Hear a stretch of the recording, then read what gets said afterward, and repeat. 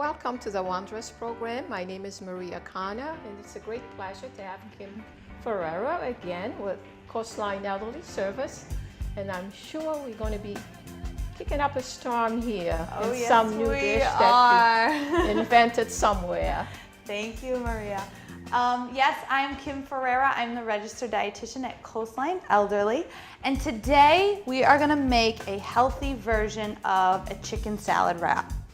When I go to see consumers in the area and I ask about the foods that they eat on a regular basis, one of the common foods I hear is sandwiches. Sandwiches, chicken salad, tuna salad, seafood salad. And most of the time, because of, time and convenience, they get it from the deli.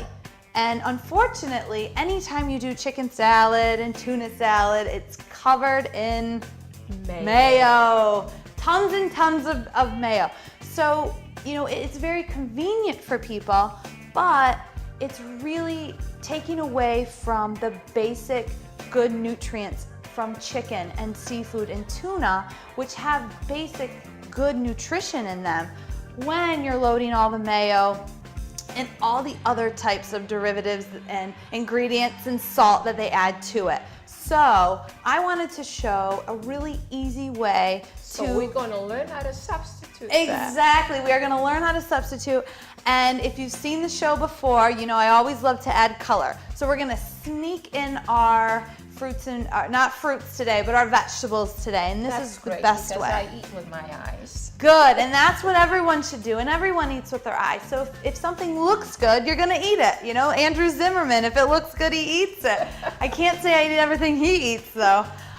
So you can do this with either chicken or tuna. You can do it with canned chicken, canned tuna if you want to keep costs down, and if you really don't want to cook or you have a hard time working with stoves and things. Another great thing is if you did have a party or you had some leftover chicken, to use that leftover chicken for this. So I have some chicken here in a bowl, and I just cooked it really quick with a little bit of olive oil. And all I'm gonna do is I'm just gonna cut it a little bit further so that it's a little bit easier to eat. That's interesting what you said. You cooked it with just a little bit of olive oil. Now this another healthy suggestion. Exactly. When you're adding these other components, which we're gonna do, there's no reason that you need to add salt to the meat. If you wanna add some spices to it, you can.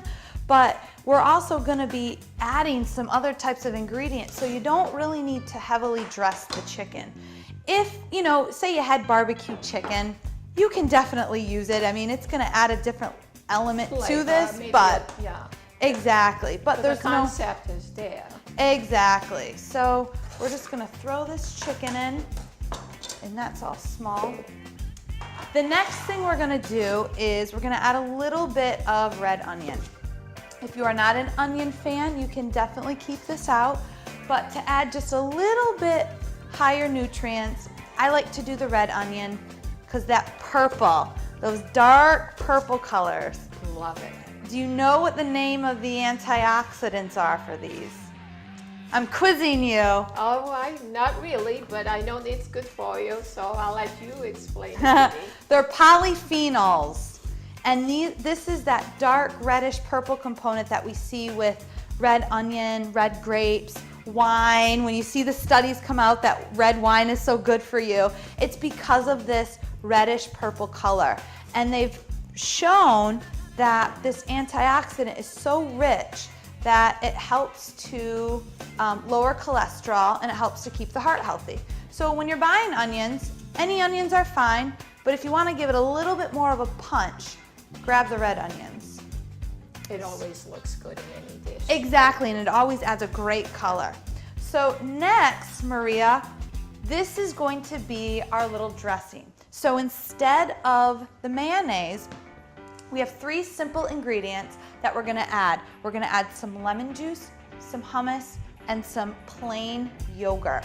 And what's great about this is you can take these simple ingredients and use it as your base for any type of sandwich that you want to make with the tuna, with the seafood, if you have some leftover turkey, if you want to just add it with a sandwich, you can do that. You can take this component, add it on a salad instead of salad dressing. So very easy and versatile.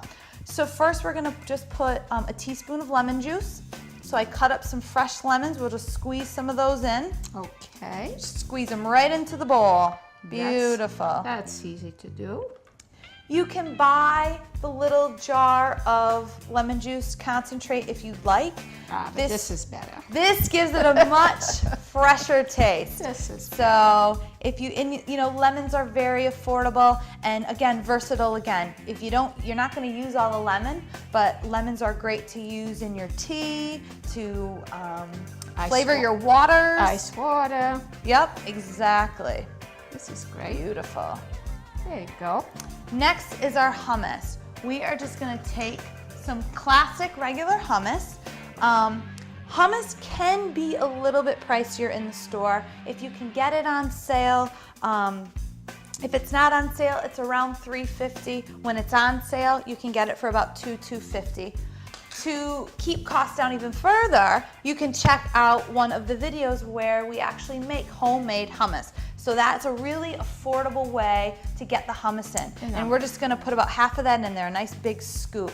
Okay. Hummus, again, is really versatile. If you're not using this whole container and it's just you, it's great as a spread on sandwiches, and it's wonderful as a snack with some crackers and some vegetables. And hummus comes in a variety of flavors. So I really encourage people to play around because they may not like one flavor, but they might really like the garlic or the pine nut or the roasted red pepper. This one looks pretty good to me. This is just our classic to keep it nice and clean tasting. The nice thing about hummus is it is a healthy source of fat. So when we're talking about fats every day, it's really important that we get a bulk of our fats from plant fats.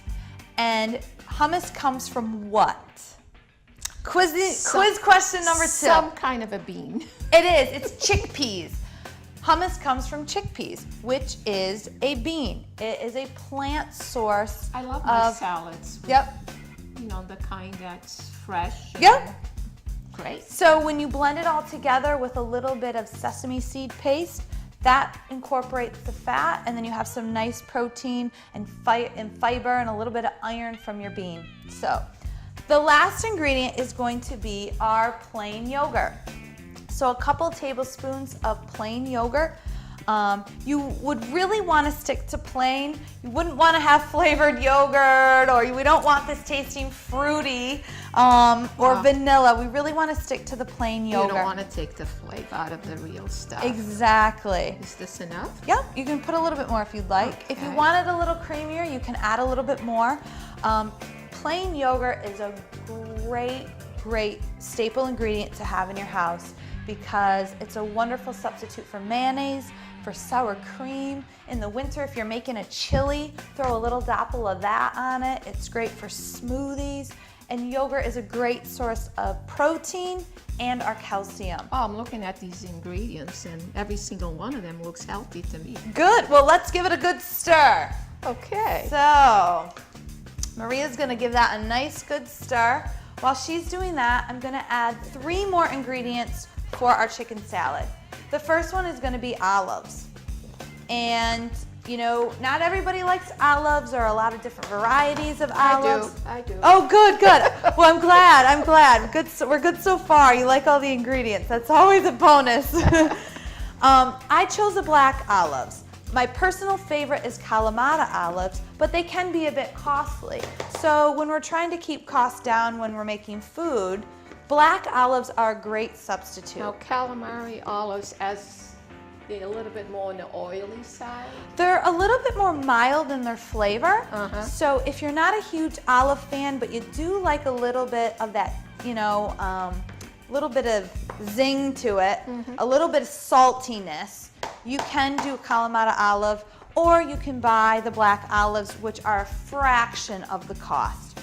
If you're not an olive fan, a really good substitute would be a lower sodium type of pickle. So it'll Okay. still provide that crunch and add that little bit of saltiness without having to add salt. So we're gonna add some of that in there, and that's gonna add a nice color. Between the red onions and the black olives, yes. It looks real good. Our next ingredient is a red pepper. So, red peppers are wonderful. You know, the new recommendations with our vegetables is that we really want to make sure that we're getting our orange and red vegetables because they have that really good source of our antioxidant vitamin A, which is good for what? Quiz question number 3. Vitamin A is good for Tell me. our eyes. And red pepper is a great addition for this. I thought carrots was also as good. Carrots are always a great source of vitamin A, also vitamin C. These red peppers are a really high source of vitamin C. And again, you know, you're not gonna need the whole pepper in this recipe, so you can take the leftovers of the red pepper, the leftover of the hummus, and that's a great mid-afternoon snack. And it's great because it's diabetic friendly as well. Add a few crackers to it, and you know, you are on your way to having a nice balanced snack. If you're not a fan of peppers, or you know, your budget maybe not allow for red peppers, you could also do something a little bit more affordable, still adding the crunch. You could do some cucumbers. You could do some celery if you'd like to. There is some people with red peppers, green peppers. They don't do too well. Right. So I think the cucumbers and any other alternative might just do the trick also. Yeah, you bring up a good point. Sometimes people do have issues with their stomach and with peppers. So, you know, find a vegetable that you like that's nice and crunchy and light. You could even do some carrots if you'd wish. Yeah. I would just cut them up really small. The last ingredient is dill. Love them. Good. It's always nice to add some fresh herbs. If you're not a dill fan, you know, you could definitely do a little bit of parsley. You could even add some basil. That would add a different element to it.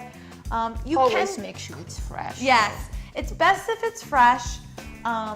Again, if you don't want to pay for a container of dill that you know you're not going to use, you can easily get some dried dill. I just suggest that when you take the dill out, put it on your palm and rub it together, because that will kind of reactivate the herb again. So it won't be as fresh dill, but it will kind of get those flavors activated again. So, oh, that looks beautiful. Doesn't it look great? Our last ingredient is feta cheese. So as you see, we've tried Another ingredient that I love. Good. As you see, you know, with the red onion and the hummus and the olives and the feta cheese, it's taking on kind of a Mediterranean type of style of chicken salad, which they found in all studies, a lot of people in that area have a tremendous heart health because of these healthy types of fats and ingredients that we're using. They don't know what eye condition or cholesterol is. Exactly, And exactly. That's what the studies tell So us. it's good for us to really use them as a role model in cooking. Feta cheese is, you know, an item that can have some fat and can have some sodium in it. So it's nice that we're using ingredients that have the natural sources of sodium in it versus just adding a whole bunch of salt. When it comes to cheeses, cheese can be a concern for a lot of us that have heart disease or high cholesterol. But what's great about feta is it's one of the softer cheeses, so it doesn't have as much saturated fat as, say, you know, a hard cheddar cheese or some of those really older aged types of cheeses. So feta is a nice soft cheese. As you see, it just crumples right up. You can't always do that with some of those other cheeses. And per serving, it may have, you know, almost half of the amount of fat as some of those other cheeses. And it gives it a nice, I'm so nice happy so far. source of flavor. Well, so far, I am doing very well on my eating habits because everything here I love. Good. Do you cook a lot, Maria? I do, and sometimes it's not fun cooking for one, but I do take the extra effort in try to do something nutritious. That's great. You know, and I really love what Maria says about that, is because, you know, it's worth it. A consumer said something similar to me and said, you know, aren't I worth it? Aren't I worth it to have good nutrition in me? So it takes a little bit of time, but this is not difficult. No. I mean, you could do this in a very, very short time. Just as we did. You know, the chicken was cooked, but besides that, we've walked you through everything. You know, there was really minimal prep that we've had to do to get this ready for us. So now the best part, we are gonna put this on a tortilla wrap. If you can get whole wheat tortillas, that's gonna be the best. Unfortunately, the last package must have just been taken before I got to the store. Tortillas you need to watch because they can be a huge, huge culprit of sodium. A perfect example is I cook a lot of different Mexican food at home, and I buy tortillas all the time. And I looked at the label and I gasped because one tortilla had 500 milligrams of sodium. And I was embarrassed. I'm a dietitian and I'm serving myself and my husband tortillas that have 500 milligrams of sodium. But surprisingly, I was amazed at the selection of tortillas, and I actually found that some generic brands had some of the lowest amounts of sodium. And this is a great example. I went into a store and their generic brand was the lowest amount of sodium, 120 milligrams a tortilla versus 500. the 500 of some of those name brand tortillas. I think the products in the market now, they're more conscientious. Mm-hmm. A lot of organic stuff. Yep. They on the shelves, which you never used to see it before. Right. So it is improving. They're making shifts, which is great because they're listening to us who want to have better products. One last tip is a lot of times tortillas are in the middle of the aisle. Don't forget to look in that refrigerated section by the dairy because sometimes you'll find the tortillas there as well and they may be a lot lower in sodium. And I was in luck because even though this tortilla wasn't whole wheat, this tortilla has added omega-3s and calcium in it, which is a great point because a lot of us have a hard time getting in calcium. Not all of us love dairy. And so there are a lot of products now that are coming out that are starting to be fortified in these types of nutrients. So in this tortilla, you can get a great source of calcium and some of those omega-3 fats. So I learned something new today when I was in the grocery store and I saw this. There we go. There's new products all the time, so it's good to look. So now, Maria, if you want to scoop that on. Okay. Tell me how much. A little bit more. And look at that color. We have gorgeous. some nice, you know, black and red and nice specks of green from the dill. And we're just gonna roll this up. And the best part is going to be eating it and trying it. The best part of the show. So we'll put this on your plate. And let's see all of our hard work that we just done in the last few minutes. Let's see how it tastes. Oh, I can live with this. Delicious. This is good. And you don't miss the mayo. Not at all. As I said before, I do not like mayo, and sometimes it's hard to find a substitute. Very easy, very simple. But I learned something new today. Good! That's what the show is about. Hopefully you've learned something new and another easy, affordable, simple, and the best part, you know, something that has a lot of great nutrition in. For you, your family, for anyone, this is great for parties too. You can slice it up into little roll-ups. So hopefully you have enjoyed today. Stay tuned for the end of the show. The recipe will pop up. And also check out coastlineelderly.org where the video and the recipe will be posted. Thank you so much for watching. Till the next time. Bye.